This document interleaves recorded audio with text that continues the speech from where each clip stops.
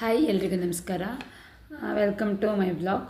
ಹಿಂದಿನ ವಿಡಿಯೋದಲ್ಲಿ ನಾನು ನನ್ನ ಡೆಲಿವರಿ ಸ್ಟೋರಿನ ಅರ್ಧ ಹೇಳಿಬಿಟ್ಟಿದ್ದೀನಿ. ಈ ವಿಡಿಯೋದಲ್ಲಿ ನಾನು ಅದನ್ನು ಕಂಪ್ಲೀಟ್ ಮಾಡ್ತಾಯಿದ್ದೀನಿ.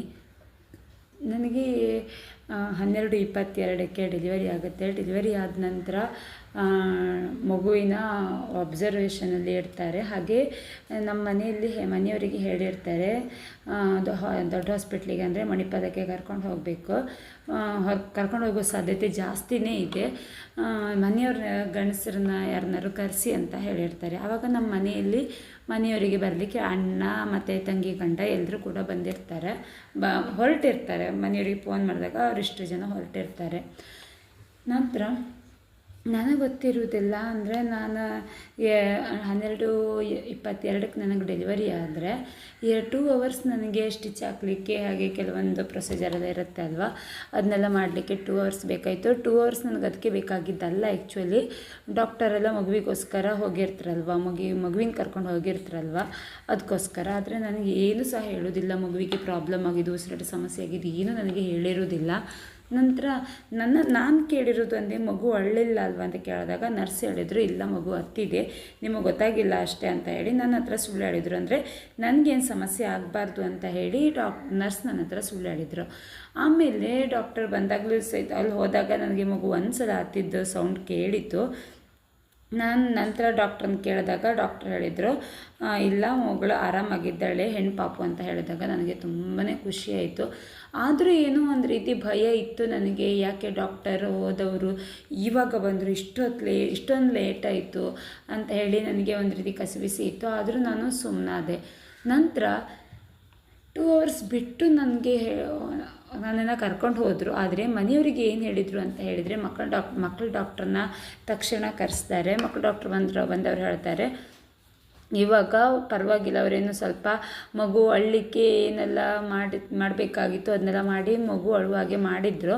ನಂತರ ಮನೆಯವರಿಗೆ ಏನು ಹೇಳಿದರು ಅಂತ ಹೇಳಿದರೆ, 2 ಅವರ್ಸ್ ವೆಯ್ಟ್ ಮಾಡುವ, 2 ಅವರ್ಸಲ್ಲಿ ಏನಾದರೂ ವ್ಯತ್ಯಾಸ ಕಂಡ್ರೆ, ಸ್ವಲ್ಪ ಇಂಪ್ರೂವ್ಮೆಂಟ್ ಕಂಡ್ರೆ ಸದ್ಯ ಇವಾಗ ಬೇಡ, ಆಫ್ಟರ್ 2 ಅವರ್ಸ್ ನಾವು ಏನು ಅಂತ ಹೇಳ್ತೀವಿ ಅಂತ ಡಾಕ್ಟರ್ ನಮ್ಮ ಮನೆಯವರಿಗೆ ಹೇಳಿರ್ತಾರೆ. ಮನೆಯವರು ಆಯ್ತು ಸರಿ ಅಂತ ಹೇಳಿ ಒಪ್ಕೊಂಡಿರ್ತಾರೆ. ನಂತರ ನನ್ನನ್ನು ವೀಲ್ ಚೇರ್ ಮೇಲೆ ಕರ್ಕೊಂಡು ಹೋಗ್ತಾ ಇರೋದನ್ನು ನೋಡಿ ಮನೆಯವರಿಗೆ ಮತ್ತೆ ಗಾಬರಿ ಆಗುತ್ತೆ. ಮಗು ಸಹಿತ ಒಳಗಡೆ ಇದೆ, ಇವಳನ್ನು ಯಾಕೆ ವೀಲ್ ಚೇರಲ್ಲಿ ಕರ್ಕೊಂಡು ಹೋಗ್ತಿದ್ದಾರೆ ಅಂತ ಹೇಳಿ ನನ್ನ ಅಕ್ಕಂದರು ತುಂಬಾ ಭಯ ಪಟ್ಕೊಂಡು ಅವರು ಹೊರಗಡೆ ಇದ್ಕೊಂಡು ಎಲ್ಲೆಲ್ಲೆಲ್ಲ ಓಡಿದ್ದಾರೆ ಅಂತ ಹೇಳಿ ಹೇಳ್ತಾರೆ. ಅಂದರೆ CCTVಯಲ್ಲಿ ಯಾರಾದರೂ ನಮ್ಮನ್ನ ನೋಡಿದರೆ ಏನು ಅಂದ್ಕೊಳ್ತಾರೋ, ಅಂದರೆ ಎಷ್ಟು ನಗಾಡ್ತಾರೋ ನೋಡಿ, ಇವ್ರು ಯಾಕೆ ಆ ಕಡೆ ಈ ಕಡೆ ಓಡ್ತಿದ್ದಾರೆ ಅಂತ ಹೇಳಿ ಅಂದ್ಕೊಳ್ತಾರೇನು ಅಂತ ಹೇಳಿ ಆಮೇಲೆ ಹೇಳ್ತಿದ್ರು. ಅಂದರೆ ಇಲ್ಲಿ ಡೆಲಿವರಿನೂ ಆಗಲಿಲ್ಲ, ಅದಕ್ಕೊಂದು ತುಂಬಾ ಭಯ ಪಟ್ಕೊಂಡಿದ್ದರು. ಆಮೇಲೆ ಮಗು ಆದಮೇಲೆ ನನ್ನನ್ನು ತೋರಿಸಿಲ್ಲ, ನನ್ನ ಬಗ್ಗೆನೂ ಏನು ಮನೆಯಲ್ಲಿ ಹೇಳಿಲ್ಲ, ಹಾಗೆ ಮಗುನೂ ತೋರಿಸ್ತಾ ಇಲ್ವಲ್ಲ. ಅದಕ್ಕೆ ಮನೆಯಲ್ಲಿ ಮಗುನ ಅಬ್ಸರ್ವೇಷನ್ಗೆ ಅಲ್ಲಿ ಇಟ್ಟಿರ್ತಾರಲ್ಲ, ಅಲ್ಲಿಗೆ ಯಾರಿಗೂ ಕೂಡ ಪರ್ಮಿಷನ್ ಇರೋದಿಲ್ಲ. ಆ ರೂಮೆಲ್ಲ ತಗೊಂಡು ನಮ್ಮ ಮನೆಯಲ್ಲಿ ಆ ರೂಮ್ ಓಪನ್ ಮಾಡ್ಕೊಂಡೆಲ್ಲ ಹೋಗಿದ್ರಂತೆ ಡಾಕ್ಟರ್. ಆಮೇಲೆ ಬೈದ್ರಂತೆ ಮನೆಯವರಿಗೆ, ಹಾಗೆಲ್ಲ ಅಲ್ಲೆಲ್ಲ ಹೋಗಲಿಕ್ಕಿಲ್ಲ ಅಂತೇಳಿ ಹೇಳಿ. ಅಂದರೆ ಅಷ್ಟು ತುಂಬಾ ಗಾಬರಿ ಪಟ್ಕೊಂಡಿದ್ರು ಮನೆಯಲ್ಲಿ. ಏನಾಯಿತು, ನಮ್ಮ ತಂಗಿಗೆ ಏನಾಗಿರ್ಬೋದು, ಮಗುವಿಗೆ ಏನಾಗಿರ್ಬೋದು ಅಂತೇಳಿ ಅದರಲ್ಲೂ ನನ್ನನ್ನು ವೀಲ್ ಚೇರ್ ಮೇಲೆ ಕರ್ಕೊಂಡು ಹೋಗ್ತಿರೋದನ್ನು ನೋಡಿ ಆವಾಗಂತೂ ತುಂಬಾ ಭಯ ಪಟ್ಕೊಂಡಿದ್ರಂತೆ. ನಂತರ ನನ್ನನ್ನು ರೂಮಿಗೆ ಶಿಫ್ಟ್ ಮಾಡಿದರು. ಆಮೇಲೆ ನನ್ನ ಜೊತೆಗೆ ನನ್ನ ಮಗುವಿನೂ ಕೂಡ ಕರ್ಕೊಂಡು ಬಂದರು. ಆವಾಗ 2 ಅವರ್ಸ್ ಆಗಿತ್ತು. ಆವಾಗ ಡಾಕ್ಟರ್ ಹೇಳಿದ್ರಂತೆ, ಇವಾಗ ಬೇಡ ಹಾಸ್ಪಿಟಲ್ಗೆ, ಇವನು ಬೆಳಿಗ್ಗೆ ತನಕ ನೋಡುವ, ಬೆಳಿಗ್ಗೆಯಲ್ಲಿ ಇದಕ್ಕಿಂತ ಜಾಸ್ತಿ ಇಂಪ್ರೂವ್ಮೆಂಟ್ ಆದರೆ ಬೇಡ, ಮತ್ತು 24 ಅವರ್ಸ್ ಅಬ್ಸರ್ವೇಷನಲ್ಲಿ ಇಟ್ಟು ನೋಡುವ ಅಂತ ಹೇಳಿದ್ರಂತೆ. ಆ ಟೈಮಲ್ಲಿ ನನ್ನ ಅಕ್ಕ, ನನಗೆ ಯಾವ ವಿಷಯನೂ ಗೊತ್ತಿಲ್ಲ. ಅಂದರೆ ಮಗು ನಮ್ಮ ಹತ್ರನೇ ಇದೆಯಲ್ಲ, ನನ್ನ ಹತ್ರ ಹೇಳಿದ್ದು ಒಂದೇ ವಿಷಯ ಅಂತೇಳಿ ಹೇಳಿದರೆ, ಸ್ವಲ್ಪ ಡೆಲಿವರಿಯಲ್ಲಿ ಸ್ವಲ್ಪ ರಿಸ್ಕಿ ಆಯ್ತಲ್ಲ, ಹಾಗೆ ಮಗುವಿಗೂ ಕೂಡ ತುಂಬಾ ಸುಸ್ತಾಗಿದೆ, ಮಗುವಿಗೆ ಉಸಿರಾಟ ಸಮಸ್ಯೆ ಆಗಿದೆ, ಹಾಗಾಗಿ ರೂಮಲ್ಲಿ ಫ್ಯಾನ್ ಹಾಕಬಾರ್ದು ಅಂತ ಹೇಳಿ. ಬಟ್ ನನಗೆ ಫ್ಯಾನ್ ಇಲ್ಲದೆ ರೂಮಲ್ಲಿ ಇರಲಿಕ್ಕೆ ಆಗ್ತಾಯಿಲ್ಲ. ತುಂಬಾ ಸುಸ್ತಾಗ್ತಾಯಿತ್ತು, ತುಂಬಾ ವೀಕ್ನೆಸ್ ಆಗ್ತಾಯಿತ್ತು, ತುಂಬಾ ಉಸಿರಾಟ ಸಮಸ್ಯೆ ಆಗ್ತಾಯಿತ್ತು. ಫ್ಯಾನ್ ಹಾಕಲಿಕ್ಕೂ ಇಲ್ಲ. ಹಾಗೆ ನಾನು ಅಕ್ಕನ ಹತ್ರ ಹೇಳಿದೆ. ಅಷ್ಟರಲ್ಲಿ ನನ್ನ ಅಣ್ಣ, ಇನ್ನೊಂದು ಅಕ್ಕ ಮತ್ತು ತಂಗಿ ಗಂಡ ಎಲ್ಲರೂ ಕೂಡ ಬಂದಿರ್ತಾರೆ. ಆವಾಗ ನಾನು ಅಕ್ಕನ ಹತ್ರ ಹೇಳಿದೆ, ಸ್ವಲ್ಪ ಗಾಳಿ ಹಾಕು ಅಂತೇಳಿ ಹೇಳಿದಾಗ ಅವಳು ಚೂಡಿ ವೇಲಲ್ಲಿ ನನಗೆ ಸ್ವಲ್ಪ ಗಾಳಿ ಹಾಕಿದ್ಲು. ನನಗೆ ಬಾತ್ರೂಮಿಗೆ ಸಹ ಹೋಗ್ಲಿಕ್ಕೆ ಆಗ್ತಾ ಇರಲಿಲ್ಲ, ಅಷ್ಟೊಂದು ವೀಕ್ನೆಸ್ ಬರ್ತಾಯಿತ್ತು. ನಂತರ ಮಗುವಿಗೆ ಮನೆಯಲ್ಲಿ ನನ್ನ ಅಕ್ಕಂದರು ಮಗುವಿನ ಕಾಲು ಎಳೆದೆಳೆದು ನೋಡ್ತಾ ಇರ್ತಾರೆ, ಕಾಲು ಬೆರಳು ಹಿಡ್ಕೊಂಡು ಎಳಿತಾ ಇದ್ದಾರೆ. ಹಾಗೆ ಪ್ರತಿ ಸಲ ಡಾಕ್ಟರ್, ನರ್ಸ್ ಪ್ರತಿಯೊಬ್ಬರು ಎಷ್ಟು ಸಲ ಅಬ್ಸರ್ವೇಷನ್ಗೆ ಬಂದಿದ್ದರೋ ಅಷ್ಟು ಸಲನೂ ಮಗುವಿನ ಕಾಲು ಹಿಡ್ಕೊಂಡು ಎಳಿತಾರೆ. ಮಗು ಅಳುವುದೇ ಇಲ್ಲ, ಅಳು ಬರುವುದೇ ಇಲ್ಲ, ಮಗು ಅಳುವುದೇ ಇಲ್ಲ.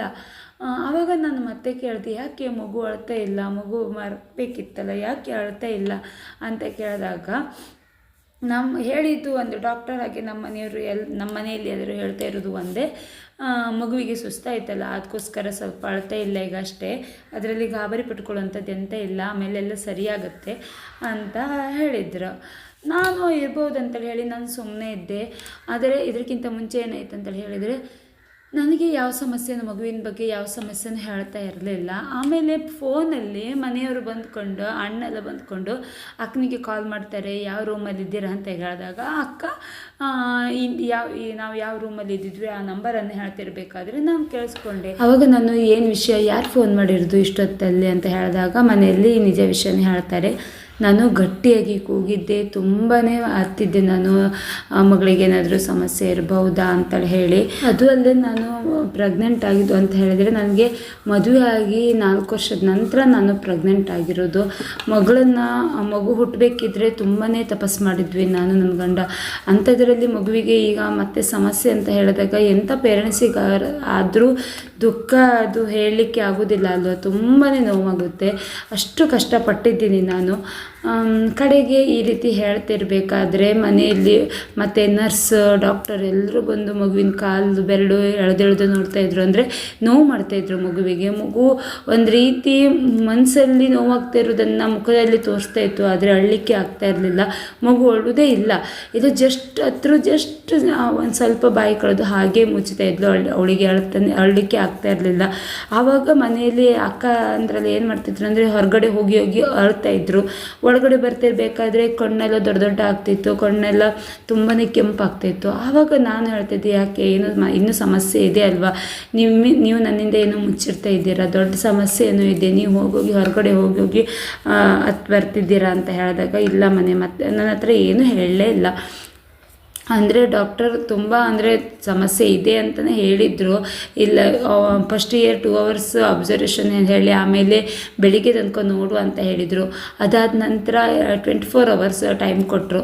ನಂತರ 24 ಗಂಟೆ ತಾಸಿದ್ದು ಹೋಗಿ 2 ದಿನ ಆಯಿತು. 2 ದಿನದಿಂದ ಅಂದರೆ ನನಗೆ 3 ದಿನಕ್ಕೆ ಬಿಡಲಿಲ್ಲ, 4ನೇ ದಿನಕ್ಕೆ ನಮಗೆ ಡಿಸ್ಚಾರ್ಜ್ ಮಾಡಿದ್ದು. ನಾರ್ಮಲ್ ಡೆಲಿವರಿ ಅದರಿಂದ 4ನೇ ದಿನಕ್ಕಾದರೂ ಬಿಟ್ಟರು. ಆದರೆ ಅಷ್ಟರಲ್ಲಿ ನಿಜವಾಗ್ಲೂ ದೈವದ ಆಶೀರ್ವಾದ ಅಂತ ಹೇಳ್ತಾರಲ್ಲ, ದೈವದ ಆಶೀರ್ವಾದ ನಮಗೆ ತುಂಬಾ ಸಿಕ್ಕಿದೆ. ಅದು ಅಲ್ಲದೆ ನನಗೆ ಮಗಳು ಹುಟ್ಟೋದಕ್ಕಿಂತ ಮುಂಚೆ ನಾನು ಪ್ರೆಗ್ನೆಂಟ್ ಆಗಿಲ್ಲ ಅಂತ ಹೇಳಿ ಮೆಡಿಷನ್ ಮಾಡಿದ್ದೆ, ನನಗಾಗಿಲ್ಲ. ಆದರೆ ಒಂದು ದೇವರೊಂದು ವ್ರತ ಮಾಡಿ ನಾನು ಪ್ರೆಗ್ನೆಂಟ್ ಆಗಿರೋದು. ಬೇಕಾದರೆ ಅದ್ರ ಬಗ್ಗೆ ಬೇಕು ಅಂತ ಅನಿಸಿದರೆ ಹೇಳ್ಬೋದು, ನಾನು ಏನೇನು ಮಾಡಿದೆ ಅಂತೇಳಿ ಹೇಳಿ ನಾನು ಒಂದು ವಿಡಿಯೋ ಮಾಡಿ ಹಾಕ್ತೀನಿ. ಹಾಗೆ ಮನೆಯಲ್ಲೂ ಕೂಡ ಮಗುವಿಗೆ ಮತ್ತು ಬೇರೆ ಹಾಸ್ಪಿಟ್ಲಿಗೆ ಹೋಗುವಂಥ ಪರಿಸ್ಥಿತಿ ಬರದೇ ಇರಲಿ, ಇಲ್ಲೇ ಮಗು ಸರಿಯಾಗಲಿ ಅಂತ ಹೇಳಿ ದೇವರಿಗೆಲ್ಲ ತುಂಬಾ ಹರಕೆ ಹೊತ್ತಿದ್ರು. ಅದಾದ ನಂತರ ನಾವು ಮತ್ತೆ 4ನೇ ದಿನಕ್ಕೆ ನಮ್ಮನ್ನು ಡಿಸ್ಚಾರ್ಜ್ ಮಾಡಿದರು. ಹೀಗೆ ಮನೆಯಲ್ಲಿ ಈಗಲೂ ಸಹಿತ ನನ್ನ ಮಗಳು ಕೆಲವೊಂದು ಸಲ, ನನಗೆ ಸ್ವಲ್ಪ ಉಸಿರಾಟ ಸಮಸ್ಯೆ ಇದೆ ಅಲ್ವ, ನನ್ನ ಮಗಳು ಸಹಿತ ಕೆಲವು ಸಲ ಕರೆಂಟ್ ಇಲ್ಲ ಅಂತ ಹೇಳಿದರೆ ಫ್ಯಾನ್ ಆಫ್ ಆದಾಗ ದೀರ್ಘವಾಗಿ ಉಸಿರನ್ನು ತೆಗೆದುಕೊಳ್ತಾಳೆ. ಆವಾಗಲೂ ಸಹಿತ ನನಗೆ ಏನಾದರೂ ಉಸಿರಾಟ ಸಮಸ್ಯೆ ಇರ್ಬೋದಾ ಅಂತ ಹೇಳಿ ಸ್ವಲ್ಪ ಭಯ ಆಗುತ್ತೆ.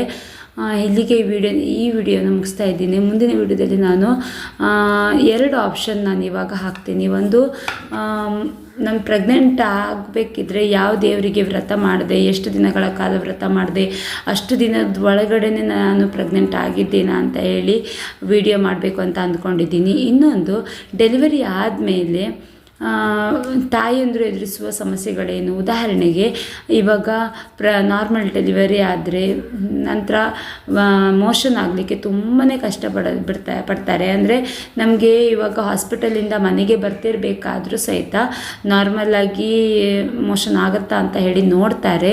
ಒಂದು ವೇಳೆ ಆಗಿಲ್ಲ ಅಂತ ಹೇಳಿದರೆ ಟ್ಯಾಬ್ಲೆಟ್ ಹಾಕಿ ಮತ್ತೆ ಮೋಷನ್ ಹಾಕ್ಸಿನೇ ಕಳಿಸ್ತಾರೆ. ನಂತರ ಮನೆಗೆ ಬಂದ ಮೇಲೆ ಮೋಷನ್ ಆಗೋದಕ್ಕೆ ತುಂಬಾ ಕಷ್ಟ ಆಗುತ್ತೆ. ಮೋಷನ್ ಆಗಲಿಕ್ಕೆ ಮೆಡಿಷನ್ ಎಲ್ಲ ಕೊಡ್ತಾರೆ, ಬಟ್ ಅದು ಯಾವುದು ವರ್ಕ್ ಆಗಲಿಲ್ಲ ನನಗೆ. ತುಂಬಾ ಅದರಲ್ಲಿ ನಾನು ಸಫರ್ ಆಗಿದ್ದೆ. ಮತ್ತು ಏನೇನೆಲ್ಲ ಆಯಿತು, ಮೋಷನ್ ಆಗದೆ ಮತ್ತೆ ಯಾವ ಸಮಸ್ಯೆ ಎದುರಾಯಿತು, ಮತ್ತು ನಾವು ಏನು ಮಾಡಿದ್ವಿ, ಹಾಸ್ಪಿಟಲ್ಗೆ ಹೋದ್ವಾ, ಏನೇನೆಲ್ಲ ಆಯಿತು ಹಾಸ್ಪಿಟಲಲ್ಲಿ, ಇದನ್ನೆಲ್ಲ ವಿಡಿಯೋ ಬೇಕು ಅಂದರೆ ನನಗೆ ಯಾವ ವಿಷಯದ ಬಗ್ಗೆ ಫಸ್ಟ್ ಬೇಕು ಅಂತ ಹೇಳಿ ಕಮೆಂಟ್ ಮಾಡಿ, ನಾನು ಆ ವಿಷಯದ ಬಗ್ಗೆ ವಿಡಿಯೋ ಮಾಡ್ತೀನಿ. ಯಾಕೆಂತ ಹೇಳಿದರೆ ಇದೆಲ್ಲ ತುಂಬಾ ಯೂಸ್ ಆಗುತ್ತೆ ಇವಾಗ ಪ್ರೆಗ್ನೆಂಟ್ ಆದವರಿಗೆ. ಮತ್ತು ಇಲ್ಲೂ ಹೇಳ್ತಿದ್ದೀನಿ, ಯಾವುದೇ ಕಾರಣಕ್ಕೂ ಪ್ಯಾನಿಕ್ ಆಗಬೇಡಿ, ಭಯ ಪಟ್ಕೊಳ್ಬೇಡಿ. ಭಯ ಆಗುತ್ತೆ, ಭಯ ಪಟ್ಕೊಳ್ಬೇಡಿ. Thank you.